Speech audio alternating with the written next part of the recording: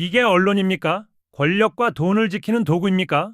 김건희 검증보도를 문제 삼았던 기습 사과에 내부 면죄부 논란이 제기된 데 이어 경제신문 기자들이 주식을 먼저 사고 기사를 내보내 85억 원이 넘는 부당이득을 챙긴 혐의까지 드러났습니다. 기사 한 건의 양심을 팔고 자신들이 쓴 기사를 믿은 개인 투자자들까지 이용했다는 비판이 쏟아지고 있습니다. 누가 언론의 이름으로 여론과 주식시장을 흔들었는지 영상으로 함께 확인해 보겠습니다. 며칠 전에 국민의힘에서 올공 청년들을 국회로 불렀잖아요. 국회로 갔더라고. 네, 그래서 제가 어떤 내용들이 오갔는지 궁금해서 네. 그걸 좀 파악을 해서 오늘 이야기를 해보려고 했었거든요. 그런데 기사를 찾아봐도 간담회에서 어떤 내용이 나왔는지에 대해서는 없고 그냥 장동혁이 무슨 얘기를 했는지 그렇죠. 참석한 정치인들이 뭐라고 얘기했는지 그 내용밖에 없더라고요. 네. 그래서 보통 통상적으로 국회에서 간담회나 토론회를 하면 그 내용을 좀 자료집이나 발제 자료를 만들거든요. 네. 그래서 그 발제 자료를 받아보고 싶다고 제가 최수진 의원실에 전화를 했어요. 오, 직접 취재했네. 기자까지 이제. 제가 전화를 했는데 통화 내용이 아주 충격적이었습니다. 어떻게 해요? 해당 간담회에서 별도의 자료집은 만들지 않았고 발제 자료도 딱히 없이 그냥 진행을 했다. 네. 이렇게 얘기를 했었거든요. 네. 그래서 그럼 제가 간담회에서 다룬 내용은 어디에서 확인할 수 있냐라고 네. 물어봤더니 기사를 보고 확인해라 라고 얘기를 해서 기사 안 나왔으니까 물어본다. 이렇게. 기사에는 너무 장도영역이나 정치인 발언밖에 없어서 제가 연락을 드린 거다. 이렇게 얘기를 하니까 뭐 그냥 자유롭게 와서 이야기를 한 거다. 발제자료 딱히 없다. 이렇게 얘기를 하더라고요. 좀 주관이 저 행사를 주관한 데가 공정과 책임이거든요. 근데 공정도 없고 책임도 없네 이런 문자가 왔어요.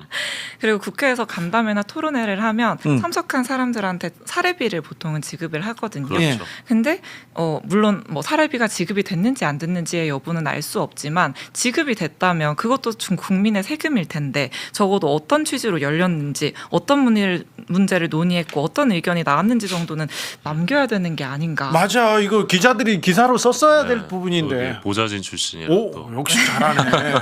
저는 사실 국회에서 일하면서도 이런 발제 자료나 토론집 없는 간담회는 진짜 거의 본 거의 적이 없어요. 없습니다. 없죠. 네, 진짜. 거의 없어요. 네. 막 이렇게 두꺼운 네. 발제집 쓸데없이 많잖아요. 막 네. 맞아요. 취재 잘하는데. 그리고 심지어 더 웃겼던 건 그 어. 장동혁 당대표도 참석한 간담회였잖아요. 그렇죠. 그러면 행사의 규모가 어느 정도 컸다는 건데 네. 이걸 주최하면서 어떻게 이 정도의 준비성 없이 이 행사를 국회의원들 주최했다는 막 앉아 건지. 있잖아. 최수진, 저희 임종득, 장동혁 다 앉아 있잖아. 네, 이게 또 저는 기자들 문제도 있을 수 있다고 보는데 네. 보통 이게 당 대표 정도 되면 그 당 대표를 마크하는 마크맨들이 있잖아요. 네. 그러면 당 대표가 오면 기자들이 우르르 와요. 네. 그래서 막 이제 받아 적습니다. 그리고 보통 이런 토론회 세미나는 국회의원들이 끝까지 있질 않아요. 네. 바로 갔죠. 네, 자기 할 말 하고 사진 찍고 가거든요. 네. 그러면 기자들이 우르르 다시 빠져나가요. 네. 이런 상황으로 인해서 기사가 없었을 수도 있어요. 아까 말씀하신 그 토론회 내용이 기자들 문제도 좀 있는 것 같아요. 그렇습니다. 네.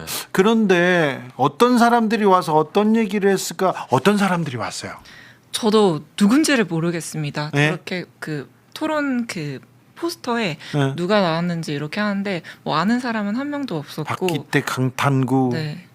강재아, 김수빈 아는 사람 없습니까? 왜 저분들이 청년을 대표해서 그 자리에 앉게 된 건지 모르겠고. 올공 자원봉사자, 올공에서 가서 보수 유튜브를 하고 뭐 그런 사람들인가 봅니다. 그래서 그러니까 어떤 기준으로 참석자를 정하고 그 자리에서 어떤 내용이 나왔는지는 최소한 공개를 해야지 다른 청년들도 내 의견이 저렇게 반영이 되고 있구나 하고 느낄 수 있었을 텐데 뭐 그냥 아무런 자료도 없고 발제문도 없고 회의 결과도 사실상 없으니까 네. 그냥 사진이나 찍으려고 모인 거라고 봐도 무방할 것 같았습니다. 백골단 부른 김민전 의원 생각납니다. 저도 그 생각이 딱 났어요. 뭔가 뭘 하려고 그랬을까요? 자료도 없다고요. 무슨 자신감이죠? 자신감은 아니고 좀 부끄러웠나? 사진 찍으려고 모였나? 이런 생각도 좀 해봅니다. 정철훈 기자. 네. 그래서 박장범은 KBS에서 임기를 채울 것 같습니다. 이게 지금 때가 어느 때인데. 뭐 박장범 사장 그래도 연말까지는 버틸 수 있다라는 그런 전망도 좀 나오고. 연말이요? 네. 그때까지 가야 됩니까? 예. 왜 이사진이 안 꾸려집니까? 오늘 저기 첫 이사회가 열리긴 했어요. 네. 열렸는데 지금 전체 15명이 총 멤버인데 8명만 지금 임명이 됐어요. 나머지 7명은 아직도 임명이 안 됐는데 네. 일단 KBS에서 추천 안 한다면서요? 박장범 사장이 편성위원회를 안 열고 있어요. 근데 편성위원회가 열려야 5명을 추천할 수 있거든요. 지금. 그런데 그러면 네.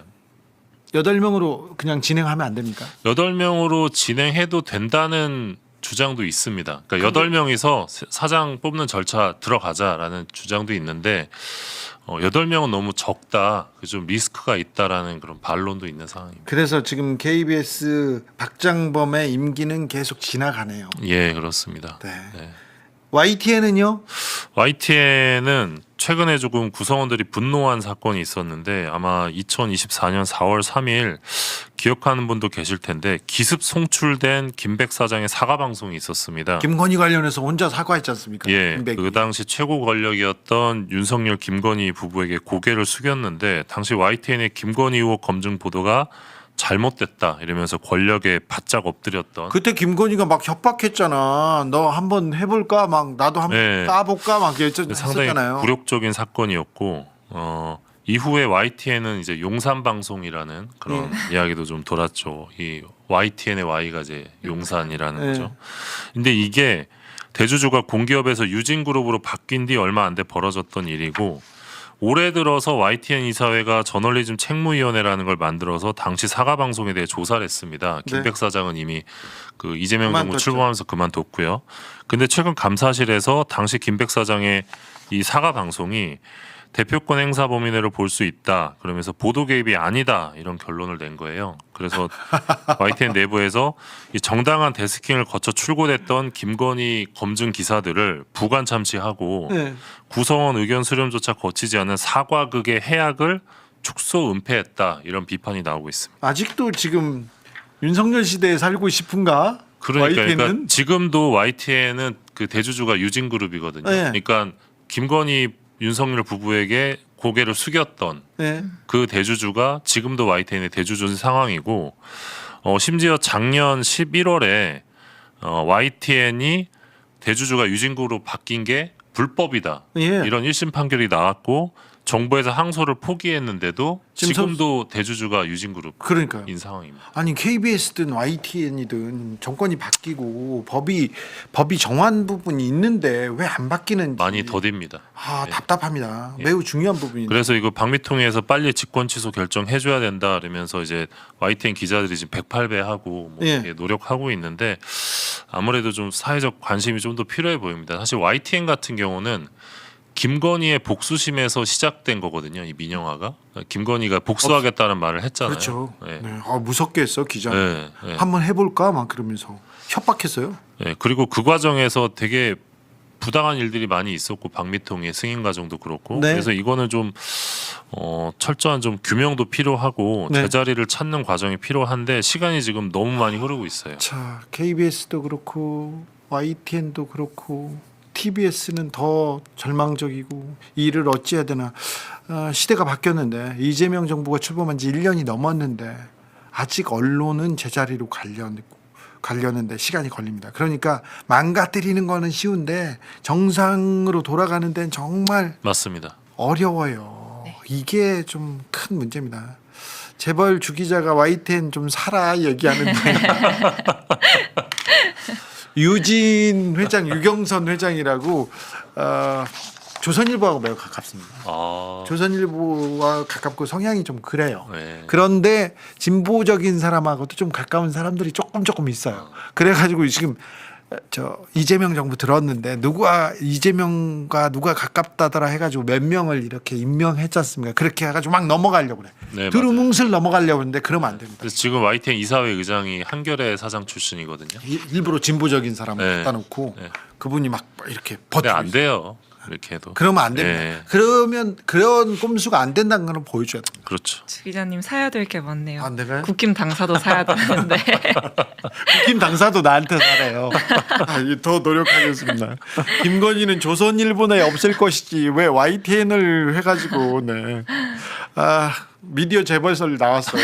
그런 얘기 하면 안 돼. 자꾸 다른 데 가서 이상한 얘기 나와요. 자, 김예니 평론가. 자, 어디로 가볼까요? 그 국힘 당사에 대한 이야기. 이거 사라고? 일부 언론들의 보도를 보면 윤석열 1심 재판 선고 이후에 국민의힘이 얼마나 힘들어질까 여기에 초점을 맞추고 있더라고요. 네. 뭐 397억 반환 위기, 천막 당사 재연되나, 당사를 또 팔아야 하나 이런 기사들이 많더라고요. 마치 국민의힘이 큰 피해를 입는 피해자 같았습니다. 아니 왜 국민의힘을 걱정을 해주는 걸까요? 국민의 세금인데 누군가의 돈을 억울하게 빼앗기는 돈처럼 느껴집니다. 네. 그리고 조선일보 사설은 전형적인 논점 흐리기를 보여줬는데요. 그래요? 윤석열의 공직선거법 유죄 판결을 다루면서도 갑자기 이재명 대통령 이야기를 꺼냅니다. 네. 민주당이 과거 대법원 판결을 어떻게 비판했는지, 이재명 사건과 어떤 공통점이 있는지를 아주 상당한 분량으로 설명을 합니다. 저런 거 잘해 조선일보. 그러니까 저도 요 사설을 꼼꼼하게 봤는데, 그러니까 이번 판례가 이제 판례가 하나 생긴 거잖아요. 1심이 이게 이 대통령에게 불리하다라는 내용인 거예요. 네. 그러니까 자세히 보면 사실 이건 기본적으로 다른 사건이잖아요. 네. 두 사건은 다른 사건인데 윤석열이 무죄면 이재명도 무죄고 윤석열이 유죄면 이재명도 유죄다 이런 주장인 거예요. 근데 네. 사실 대단히 좀 기묘한 프레임이다. 네, 그런 생각이 들었어요. 그러던 중에 제가 다른 사설도 발견을 했는데요. 제목이 인권위의 같은 수갑 다른 잣대라는 사설이었습니다. 지난해 8월에 윤석열이 병원 진료를 갔었는데 당시에 수갑과 전자발찌를 착용을 했었대요. 네. 그래서 병원 방문 시에 전자발찌와 수갑을 찬 상태임을 언급하면서 전자발찌는 통상 성범죄자나 살인범, 유괴범 등에 채워지는데 이 조치가 적절했는지 의문이 남는다라는 적절했습니다. 글을 시작합니다. 네, 적절했습니다. 몰라서 지금 저렇게 쓴 겁니다. 그래서 뭐 수용자가 외부 병원에 갈 때 안전 조치를 하는 건 정말 적절한 일이잖아요. 네. 그 사안을 왜 1년이나 지난 지금 이 판결이 난 직후에 굳이 또다시 꺼내면서 윤석열이 불쌍하다. 그러니까 근데 조선일보는 편애하는 정치인이 있습니다. 지금은 최애가 한동훈입니다. 네. 언제부터 한동훈이었습니다. 네. 근데 또 윤석열한테도 마음을 계속 주고 있네요. 그죠? 참 뻔하다는 생각이 들더라고요. 보여요. 너무 보입니다. 주 기자 중앙일보도 사야 됩니다. 곧 뇌물로 나옵니다, 선배. 살 거 많네.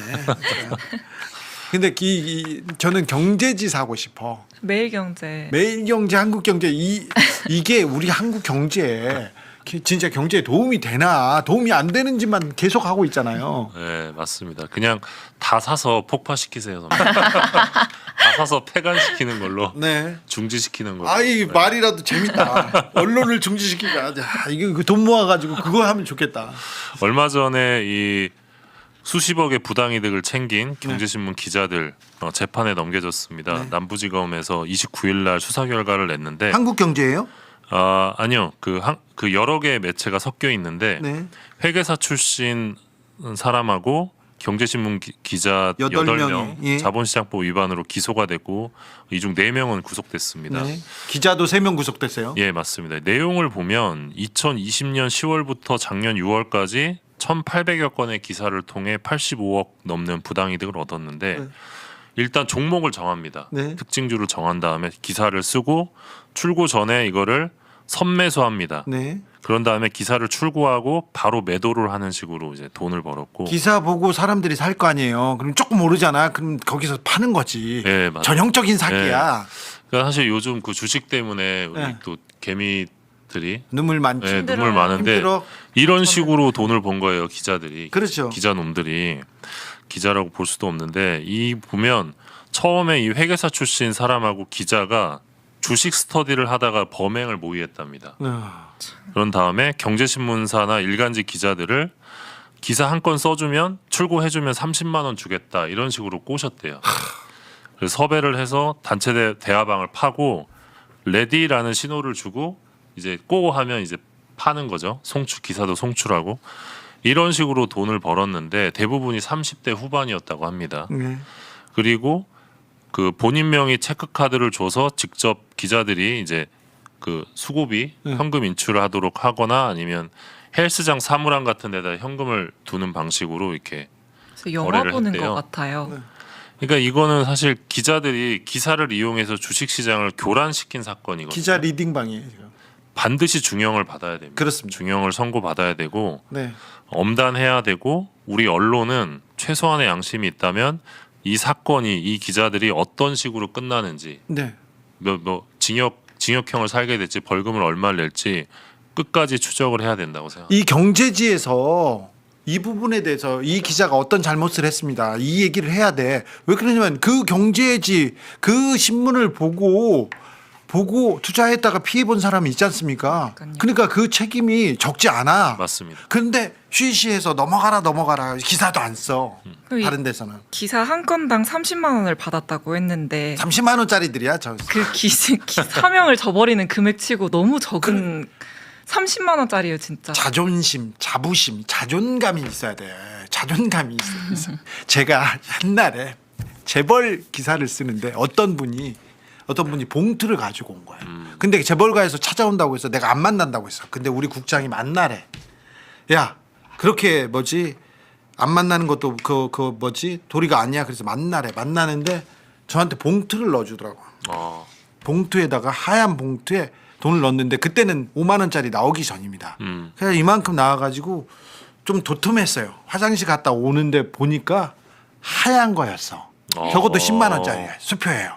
근데 그거 저는 돈 안 받습니다 하고 이렇게 물렸어요. 그리고 돌아오는 길에 기분이 나쁘더라고. 기분이 나빠. 그래서 정했어요 그때. 다음번에 또 왔는데 봉투를 가져와서 제가 얘기했습니다. 자, 한 20억 주라. 한 25년 전이야. 20억 주면 내가 딱 보고 기자 그만둘게. 기사 쓰지 말라고 했는데 내가 20억 주면 기자 그만둘게. 기사 안 쓰고. 이거 벗고 그냥 나 갈래. 그렇게 얘기했더니 그 사람이 덜덜덜 떨면서 가더라고요. 가더라고요. 나중에 수십억을 제안한 데가 있었어. 수십억이라고 정확하게는 하죠. 내가 또 집에 오는 길에 너무 괴로웠어. 그래가지고 야, 니네는 공이 하나 더 들어가야 된다. 그래서 그 정도는 되면 내가 그만두고 나는 우리나라를 떠날게. 그렇게 얘기했는데 그 다음부터 안 오더라고요. 좀 안타깝습니다. 지금 좀 낮출까 지금 생각을 하고 있는데 나 기자 그만뒀잖아. 아무튼 현실은 30만 원에 영혼을 파는 기자들이 있는 게 현실이고요. 네. 말씀하신 대로 이게 지금 언론사는 아무런 책임을 안 지고 있거든요. 네. 그래서 선행매매가 적발된 기자가 있는 언론사에게 정부 광고 집행에 불이익을 줘야 된다. 정부 광고가 아니라 일면에다 내고 네. 니네들 때문에 막 그리고 손해본 사람이. 징벌적 손해배상 소송을 할 수 있게 해야 된다. 그렇죠. 네, 뭐 그런 주장도 구상권 있습니다. 청구해야 됩니다. 예. 네, 손해배상해야 됩니다. 정부를 이끈다는 거, 정권을 유지한다는 게 참 힘들다. 특히 민주정권이라는 생각이 드는 게 정말 요즘 같으면 되게 많이 실감이 되고 있거든요. 네. 실제로 이 코스피 같은 경우 오늘 상승하니까 분위기가 뭐냐면 거봐, 내 촉이 맞았지. 난 버틴다니까. 이게 주식인 거야. 근데 어저께까지만 해도 어땠습니까? 난리 났었죠. 정부는 왜 가만히 있는 거야? 정부가 뭐 어떻게 하라는 거야? 그러니까 시장에 뭐 올랐을 때 정부 칭찬했어? 그러면서 갑자기 나오는 게 레버리지 탓을 하면서 레버리지 물론 영향은 있었죠. ETF. 문제가 있었던 거긴 했습니다. 왜 우리나라에만 있는 거 어떤 놈이 했어? 김용범이 한 거냐? 이거 보안 수사권 얘기도 이렇게 빌드업이 시작됐거든요.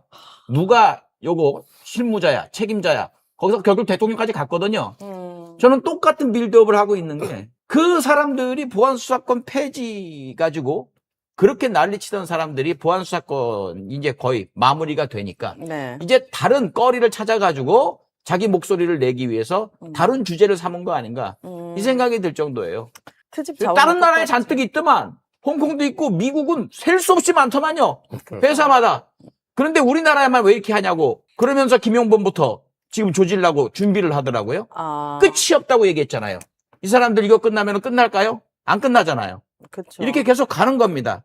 놀랍게도 진보라는 사람들이 이러고 있는 게 너무 화가 나서 그냥 저는 이재명 대통령 잘 됐으면 좋겠고 이재명 대통령 잘 되고 정부가 잘 되는 게 정권 연장하는 게 우리 민주 시민들의 지상과제예요. 그쵸. 그렇기 때문에 그렇게 응원을 하고 있는 것인데 지금 대통령을 보면은 등에서 꽂히는 칼이 너무 많아. 더 아픈 그런 시절이라서 되게 화가 나면서도 더 내가 마음을 다잡고 더 굳건하게. 사실 저도 어색하거든. 저도 강경이었다가 이렇게 얘기한 게 어색한데 그런 모습들을 보면서 좀 마음을 다잡고 그렇게 하고 있거든요.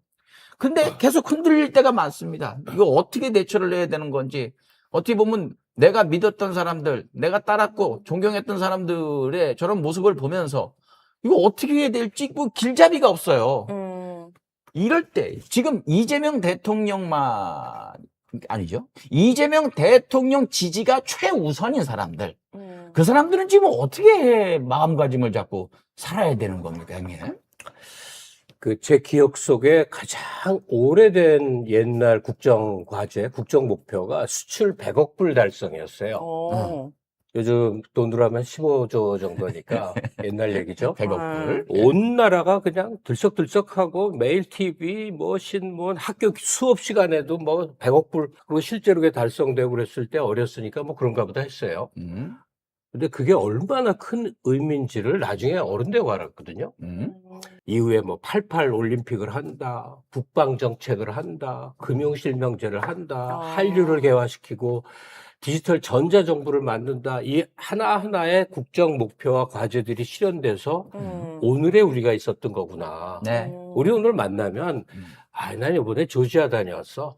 이런 얘기를 해. 조지아. 여행지.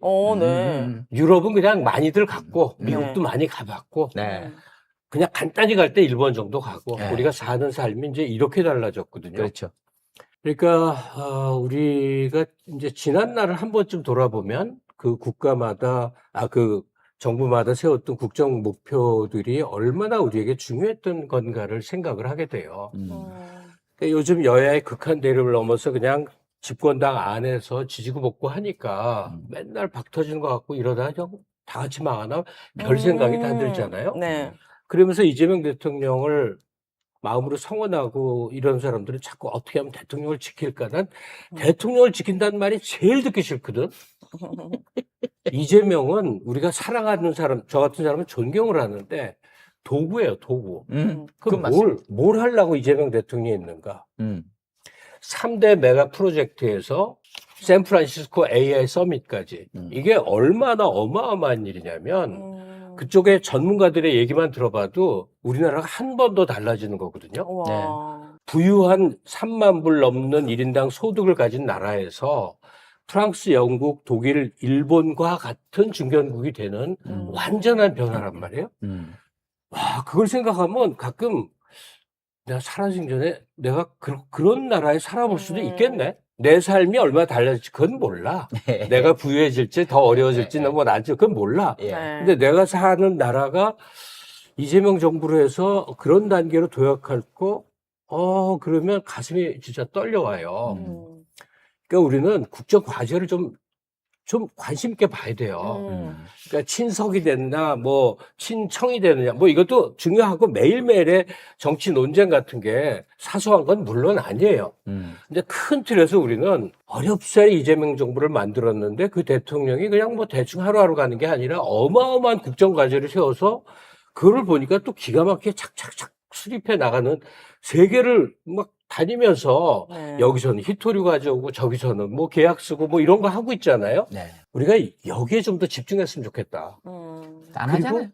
그리고 여당 이제 당대표가 누가 되든 예. 되잖아요. 예. 그러면 그 국정을 뒷받침하는 여당으로서 존재로서 의원으로서 최선을 다해서 정신없이 한 4, 5년 흘러가다 보니까 네. 야, 우리가 AI 3대 강국이 맞네? 이쯤 되면 얼마나 좋겠는가. 음. 이런 그 부푼 기대라는 거를 늘 갖고 예. 계속 치는 파도, 때려, 막 이런 건 좀 우리도 그 아주 좋은 한자 단어가 있어요. 항심.